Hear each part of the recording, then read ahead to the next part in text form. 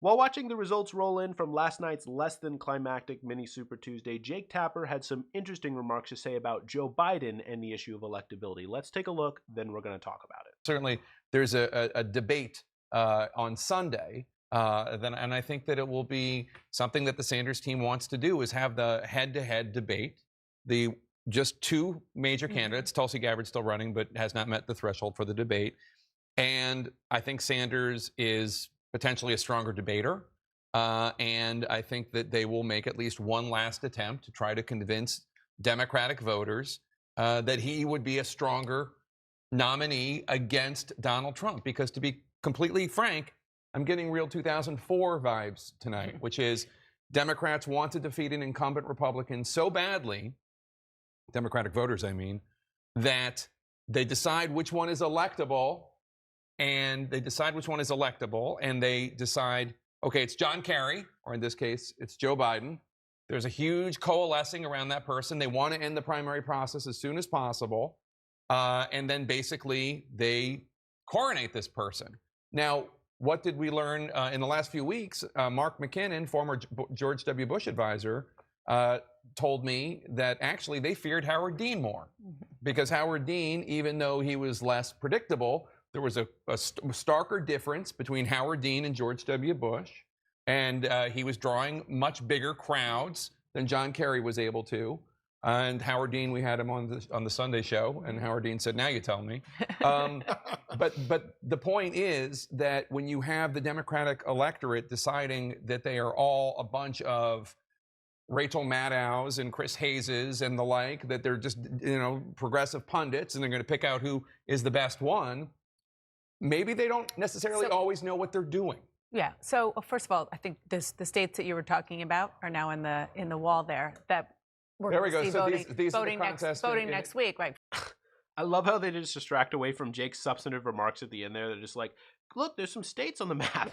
But anyway, so I was scrolling through Twitter last night. You can find my handle in the description. And one of the things that I saw a lot of progressives, a lot of Bernie supporters, one of the sentiments I saw them espousing was something along the lines of, that's it. I'm done with the Democratic Party. Once we get Donald Trump out of office, that's it. I'm done. I'm leaving and I'm not coming back. And you know what I realized, though, was there will always be a Donald Trump on the ballot. Whether it's George Bush, whether it's Ted Cruz, or whether it's Donald Trump, as it's going to be in a few months, there will always be a Donald Trump on the ballot. There will always be some terrible Republican on the ballot for the Democratic establishment to turn around and gaslight us and say, oh, no, the reason why you can't fight the corporations, the reason why you can't stand up to the oil companies, the reason why you can't stand up to the pharmaceutical companies, not to do with me, nothing to do with me. The reason why is because we have to defeat that terrible Republican on the ballot. There will never be a time when the Democratic establishment greenlights us and says, okay, now is the time. Now that we've beaten this terrible Republican, now you can do it. Now you can stand up to the pharmaceutical industry. Now you can stand up to the billionaires who buy our election. There will never come that time. That day will never come. So at some point, we have to stand up and we have to put our foot down and say, that's it. Enough is enough. I'm sick of being gaslit. I'm sick of being told that our policies are divisive, that our ideas are pie in the sky. I'm sick of being told that Bernie Sanders just screams. I'm sick of being told that Bernie Sanders has no policy substance when I can hear with my own ears and see with my own eyes that Bernie Sanders is the only candidate who's actually proposing any policy. What's Joe Biden running on? I dare you. I challenge you. Give me 5 policies of Joe Biden. Give me 5. Just 5. That's it. If you can do it, I'd be surprised without Googling. Come on. Joe Biden isn't running on policy. He's running on this idea, this mythical concept of electability, which, by the way, we're clearly not very good at deciding anyway. So if you ask me, when it comes to, first of all, who do you vote for? You should always just vote for the person who you agree with. Don't worry about electability, right? But there will, anyway, what I want to say is, they're always going to try to gaslight us and rope us in and say, no, you can't have this, you can't have that, but it's not because of me, it's because of them, it's because we have to beat this terrible guy who's destroying democracy. When really, the one who's hurting us, the one who's stopping us, the one who's stopping you from getting what you want isn't the Republican, it's the Democrats. It's the Democrats who turn around and gaslight us and trying to, oh, you got to vote for the corporate, you got to vote for the centrist, you got to vote for the establishment candidate. That's the only way we get any real change done. And then what do? They say, well, even if you do win, even if you do manage to get the other candidate in, well, he's not going to be able to get anything done. Like, me? No, I agree with you on the policies, bro. I agree with you on the issues. The thing is, I'm a progressive who wants to get stuff done. That's what Hillary Clinton said. I believe on the issues. I'm with you. We're on the same page, bro. The problem is, the difference is, I'm just pragmatic about it. I just believe in actually getting stuff done. But you're just too pie in the sky. So you got to moderate a little bit. You got to pull back. You can't ask for everything you want because you're not going to get it. Let me say something real quick about that. I agree. Yes, it is true. You got to compromise. This is a democracy. There's, millions of people. We got to work together, obviously. But that doesn't mean that we have to pull back when it comes to our demands. When it comes to we sit down at the negotiating table, why would we start with a negotiated position? Why would we start our negotiation with a position of, okay, the fossil fuel industry can keep all their money? Why would we start with a negotiated position of the pharmaceutical company, oh, okay, yeah, it's okay for you to, sell drugs to try to get people addicted. It's okay to do all those things. Why would we start our negotiating at a negotiated position? It makes absolutely no sense. No sense at all. We should start our positions. We should always vote for the person who we believe in, first and foremost, and not worry about electability. I'm so... anyway. But let me get on to the more substantive part of this discussion, because that's a bit of a rant. So, one of the things which I've noticed that we have to move forward with the progressive movement, obviously. And one of the things that I've noticed, whether or not Bernie Sanders wins, I hope he does. I hope he's managed to turn this thing around. But even if he doesn't, we have to start thinking about how the progressive movement can move forward in the future and persuade on the issue of electability, right? Because the issue with which we're dealing with right now is the perception is that Bernie Sanders is super far left. Therefore, he's unelectable, right? Because that's how it works, right? Voters are thinking in their head, okay, Bernie Sanders is far left, so he's not going to be able to get the moderate swing voters. So in order to change the conception of electability, we also have to change the conception of how radical these ideas appear. And until we do that, Bernie Sanders or any kind of progressive who runs in the future will always be seen as unelectable, and we're always going to be dealing with this obstacle, right? So the question for the progressive movement, the question for us as progressives, is how we can reframe these issues to be seen as more centrist isn't the right word, seen as more tolerable, seen as something which isn't so extreme. We have to reframe our stuff. We have to get the perception to look more like the reality, because when you actually look at the numbers, Medicare for all, very, very popular. When you actually look at the number, Green New Deal isn't terribly unpopular either.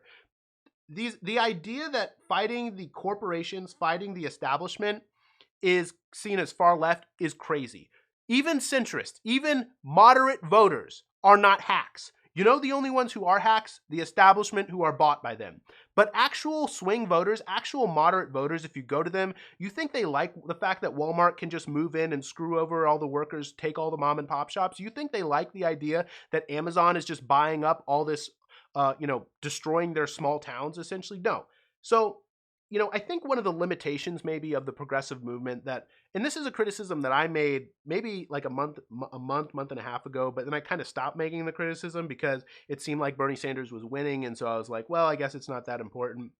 But one of the criticisms which I've made, just coming from me, and I'm a progressive, I'm a democratic socialist, but one of the limitations which I've seen in some of the progressive commentary online and on TV or whatever is progressives have a really, really substantive account about how propaganda occurs. One of my more recent videos with Mehdi Hassan, I talked about how advertisers and sort of the media work together to create this sort of narrative of electability as being something which we should focus on, because they, instead of focusing on having a good or bad campaign in terms of policy, because that could alienate readers, they want to focus on having a good or bad campaign in terms of the issue of electability. That way they can, have the largest pool of people in order to bring in the most money from advertisers, right? Because that's how they make their money. But so progressives have a really, really good account of how that works. And maybe that's because progressives, in many respects coming from Marx, are very materialist in their sort of philosophy. I don't know why. But what we don't have a really good account for is what makes certain propaganda persuasive. Because I don't know if you remember this, but back when Elizabeth Warren was accusing Bernie Sanders of saying that a woman couldn't win, and more or less accusing him of, being sexist or whatever, like a closet sexist, one of the things which progressives on YouTube would turn around and say is, oh, well, this isn't going to persuade voters because it's so ridiculous.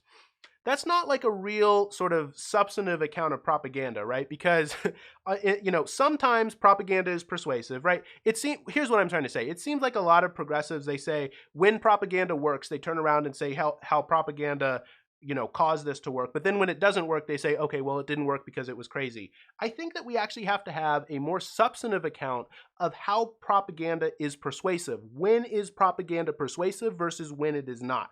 Because if we can understand that, we can begin to dismantle this electability myth, because it's very, very clear that our very conception of electability is based on a sort of propagandized conception of how politics works, right? Because how does politics work in the mind of the normie Democrat? Politics works on this idea of a social contract where, you have a left and right spectrum, and the question is, how much government do you want going into the economy? That's the normie model. Now, if you're following this video, you probably know that that's not actually how it works. You know that it's much more complicated than that, because Republicans also support,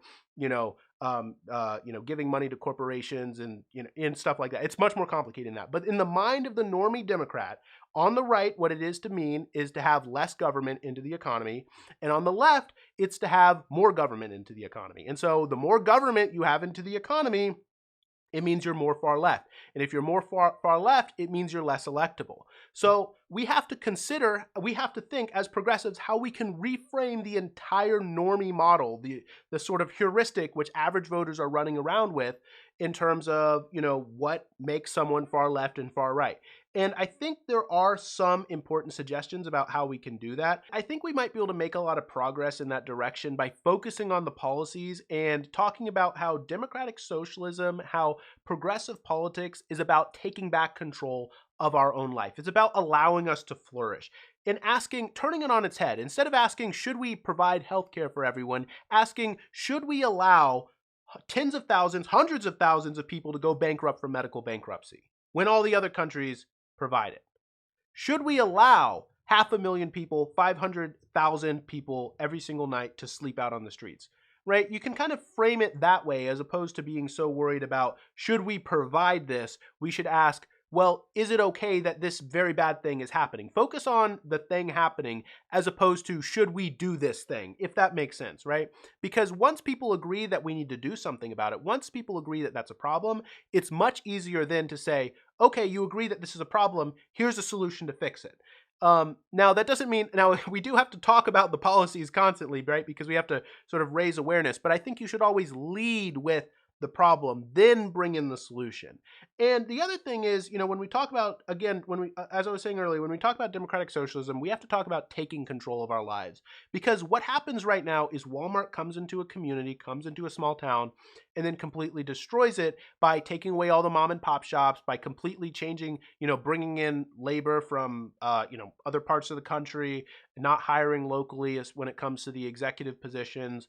And it ends up destroying a lot of our small towns, a lot of our communities. One of the issues which Bernie Sanders has been kind of struggling with in this campaign is attracting rural whites. He did a good job last time around, but he seems to have lost a lot of those voters. And so I think that we have to be able to communicate the message that these policies are for you. These policies are for the issues which you see every single day as you're walking down the street of your town.